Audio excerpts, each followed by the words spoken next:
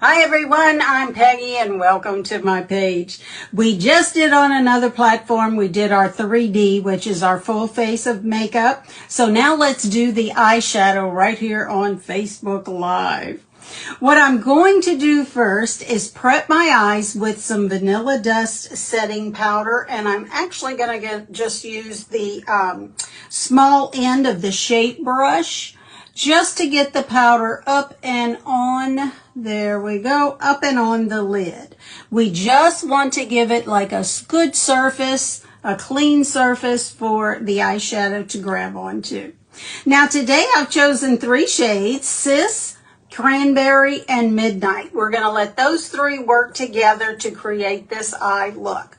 First thing I'm going to do is tap into Cranberry, and we're going to just wash it right over the entire eye and the lid. Let's just go with this. Now, that's pretty by itself. You could come back with some Sis in the corner and you would be good to go. If you want to deepen this look just a little bit, let me show you what to do. What I'm going to do is take the small end of the eyeshadow brush and I'm going to dip into Midnight, and I'm just going to come over here and place it right on the hood of this eye. And I'm also going to drag it down just a little bit onto the lid. Then we're going to just blend. There we go. Blend it out. This eyeshadow brush makes you doing your eyeshadow so much easier.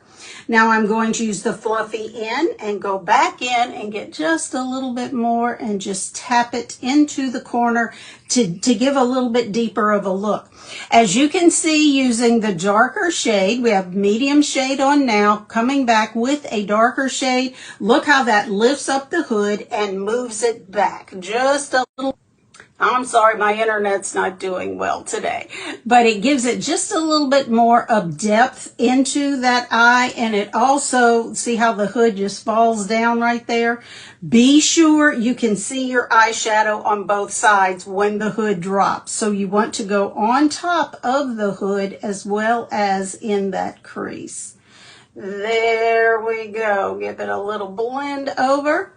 You don't want to go all the way over with the darker shade. You want to keep it to the outer corner. Now we're going to come with some Sis, and we're just going to come to the inner corner and use our finger because it is a shimmer and it's easier to apply a shimmer if you have crepe skin with your finger than a brush. It's going to grab on just a little bit more. Then let's come back and give this all a good blend. There you go. Now, for me, this is just a little bit messy of a look, and I like to have a crisper line. So I'm going to grab my smudge brush, if I can find it real quick. Here it is. I'm going to grab my smudge brush and pick up my 3D palette, which has my foundations in it. And I'm going to get my brightening shade, which is the lightest shade in your palette. It doesn't matter which end, they're sort of the same. I'm just going to tap into it, come over here and draw like the little line and then just feather it down. See that how that gives much crisper of a line, and it just cleans it up just a little bit. And it gives you more of a lift because, again, we don't want the eye drooping. We want the eye to look crisp, clean. There we go. Just clean up that eyeshadow just a little bit. There we go. Now, you know what else it'll work for? If you go too much to the corner of your mouth with your lip and cheek or your lipstick, do this. Here we go. With your brighter shade. And that way, if you go too far to the corners, it's going to drag your smile down and you're going to have droopy lips.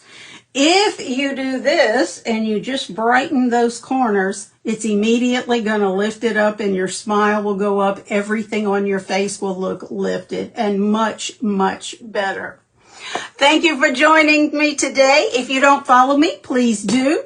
And follow me for more mature skin makeup tips and tricks. Again, I'm Peggy and I am 67 years old. Thanks for joining and I'll see you again soon.